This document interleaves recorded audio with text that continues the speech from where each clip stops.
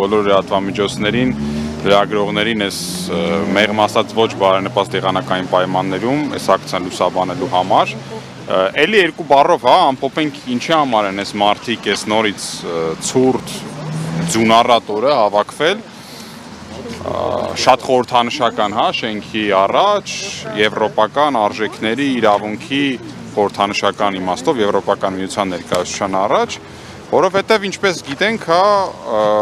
ինչի ենք բոլորս սիրում Եվրոպան, բացի բարեկեցությունից, բացի ավելի լավ պայմաններից, դա երևի ամենակարևոր հանգամանքներից մեկը այն ազատություններն են ու իրավունքներն են,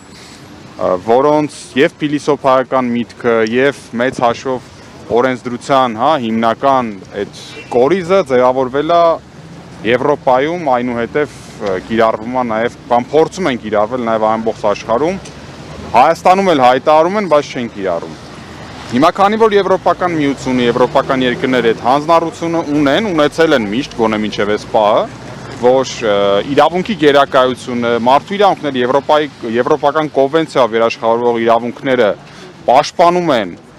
ինչպես իրենց երկրներում, այնպես էլ փորձում են աջակցել մնացած երկրներին այդ հարցերում։ Ըստ ներունեցած փորձերի քննադատում են իշխանություններին, նախկինում գոնե քննադատում էին, երբ որ այդ սահմանները անցնում են։ Հիմա այս մարդիկ եկել են ստե հիշացնելու հենց եվրոպական երկրների եւ Եվրոպական միության այդ հանձնառության մասին։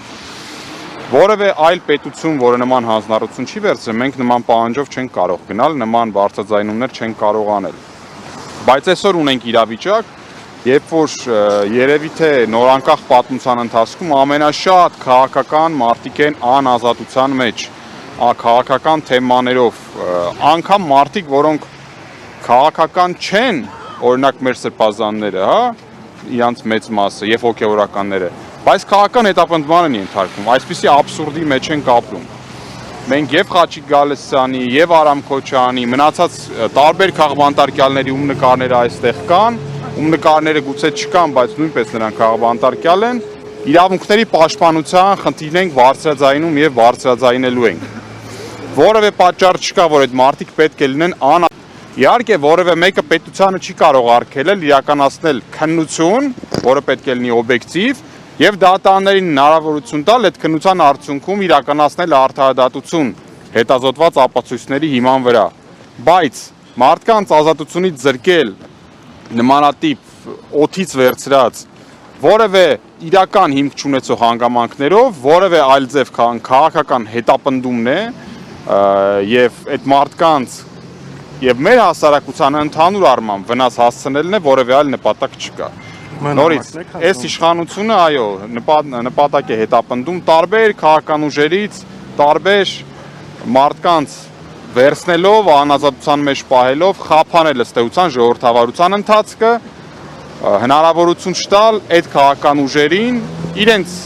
ընտրողների իրավունքները իրացնել եւ առօրյայում եւ գալիք խորհրդարանական ընտրություններին եւ դրանով է պայմանավորված նաեւ աղագնացող քաղաքական հետապնդումները։ Ձեր հաջորդիվ քայլերը որոնք են լինելու նամակը հանձնելուց հետո։ Նայեք, այս նամակի հանձնումը այսօր, այս բարձրաձայնումը մի շարք այլ քաղաքական ակցիաների, խոսքի, բարձրաձայնումների ինչ որ մի մասն է, մեկ քայլն է։ Այսինքն մենք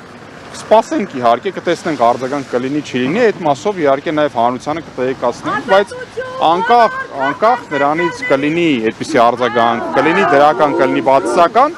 պայքարը քաղբանտարկյալների ազատության համար շարունակվելու է, որովհետև այս մասով ես կարծում եմ որևէ քաղաքական ուժ, հատկապես ընդդիմադիր հակասություններ չի կարող ունենալ եւ չպետք է ունենա։ Մենք ունենք նաև համապատասխան պատրաստված նամակ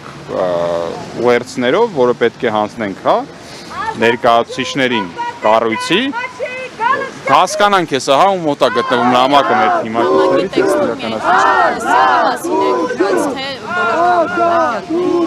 Ընդհանուր առմամբ տեսեք, մենք բարձրաձայնում ենք, ինչպես տեսնում եք, բոլոր քաղաքական բանտարկյալների հարցը։ Մենք այո հատուկ շեշտում ենք այսօր Խաչիկ Գալստյանի, Արամ Քոչարյանի հարցը, որովհետև այդ մեր պարտքն է, մեր կուսակիցներն են։ Մենք այո, իրենց